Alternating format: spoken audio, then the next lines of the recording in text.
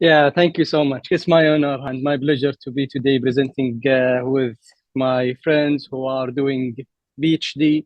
Uh, it's also a pleasure to be as the first speaker in this nice conference. Uh, it's an important topic that's close to my heart as I'm doing a PhD, and I love to share it with all of my bias and all of my subjectivity.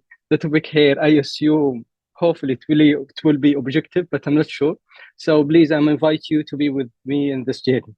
So Sasha, kindly, if we go to the first slide. I believe that, in my view, the PhD is the most important golden opportunity for all of us to be trained during these 3 or 4 years.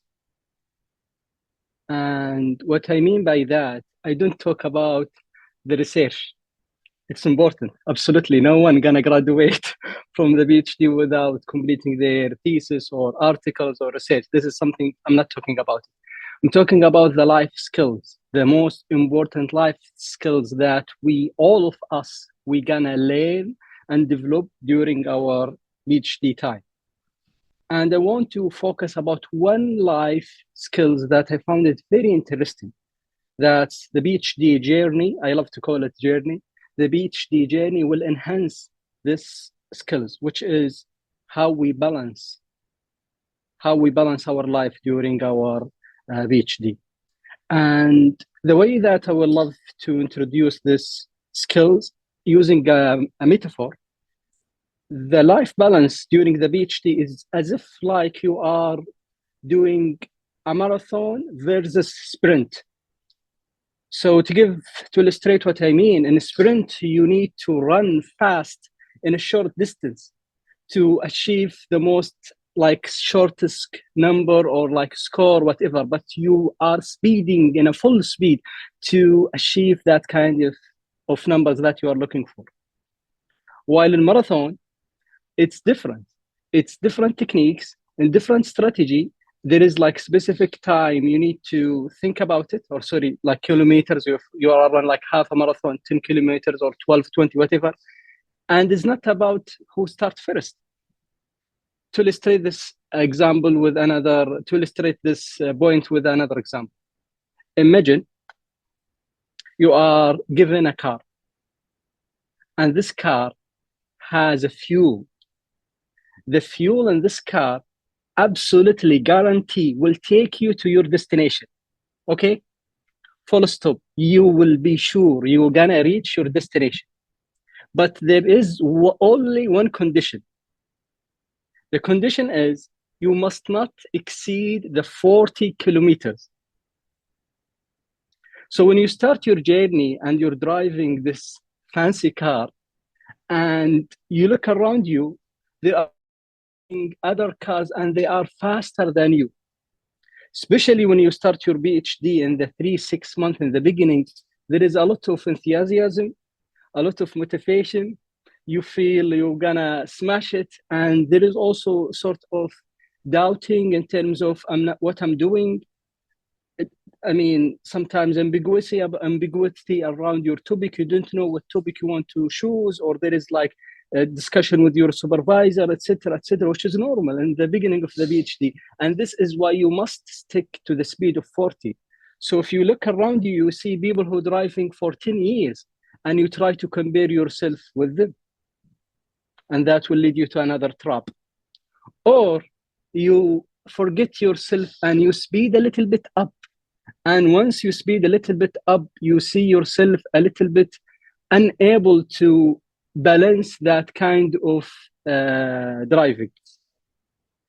I want to emphasize this idea of balancing the speed, because this is the most stressing sort of situation. Most of us as PhD students, when we start, we are not aware about the importance of not exceeding the 40 kilometer, if that makes sense.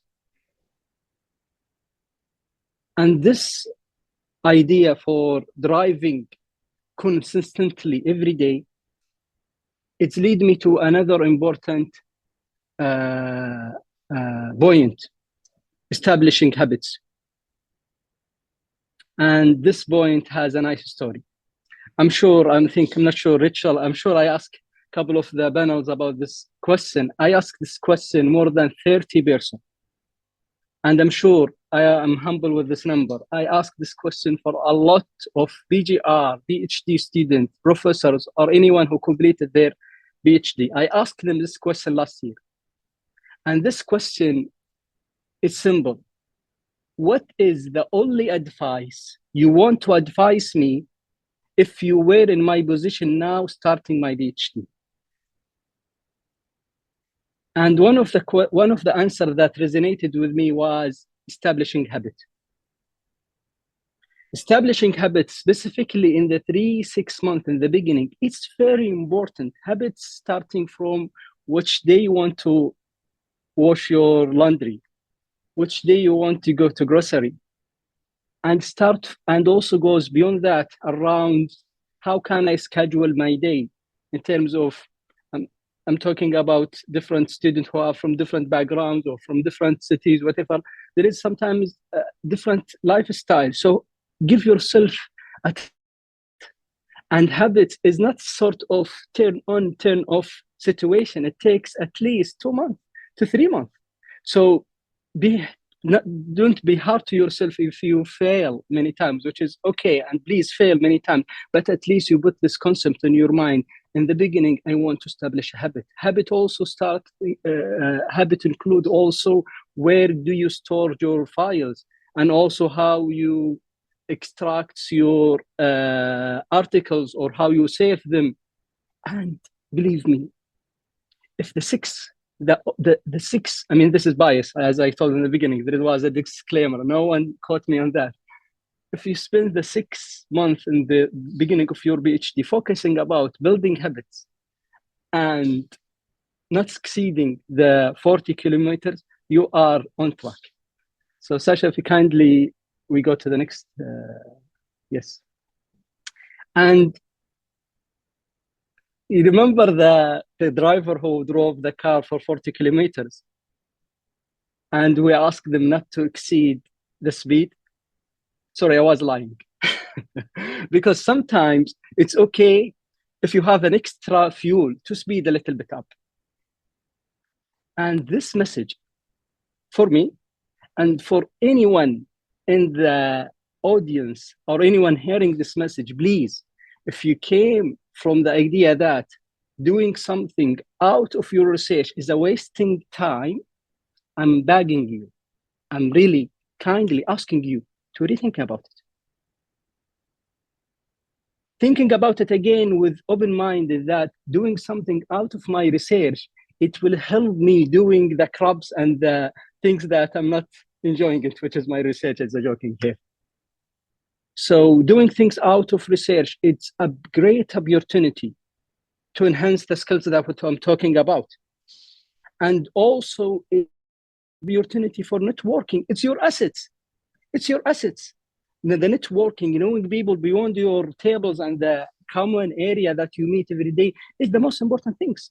Because a couple of years later, you're going to graduate.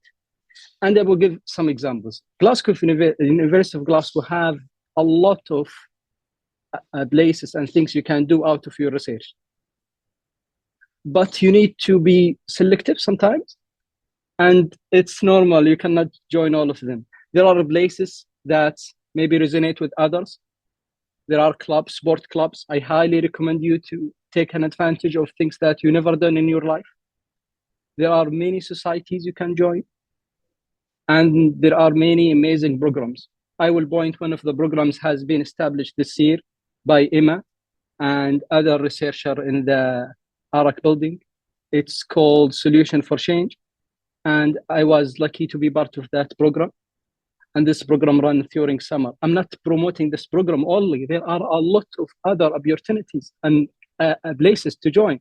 Just do it. And if you don't know what's your hobbies and what you like and what you don't like, it's okay. Just give it a shot.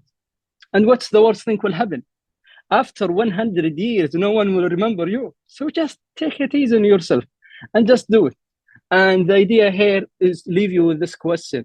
Do you have any hobbies or things that you want to enjoy? Just think about it. Sasha, kindly, if we go to last slide. Remember the guy who drove the 40, drove the car for 40 kilometers? That person needs to have productivity while they are driving their car in that speed. So the speed is not high.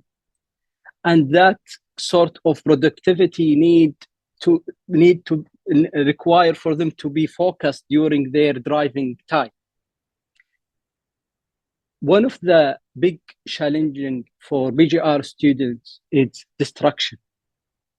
And productivity is not about how many hours you spend in front of your screen.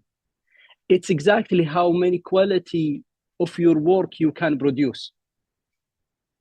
And I want to just quickly mention 2 techniques or ideas that I thought it's helpful for this main idea, how you can focus during your driving time without exceeding the limits for 40 kilometers. The first one, identifying your golden hours. Every one of us is different. And if even the twins themselves, they are different. So please don't compare yourself with others. And everyone have different golden hours. What does it mean? What I mean by golden hours, it's the time that you are able to maximize your effort with less feeling fatigue. So you are feeling excited or energetic, or you're feeling you're able to concentrate to produce deep sort of work. And that will not go beyond 2 to 3 hours. If someone more than that, they are genius. So between 2 to 3 hours. If you are able to identify this time, and you are, please be careful to use it for your own time. Don't give it to anyone else. And during this golden time, there is many techniques you can maximize that time. One of the ideas that break it to time blocks, 20 minutes or 25 minutes, depends on you. Why I emphasize this point? Because most of BGR students, they are struggling sometimes to produce something meaning. And that's exactly what you are for. But it's not the whole day around you are trying to be focused. It's impossible. And really, I invite you to read these 2 books.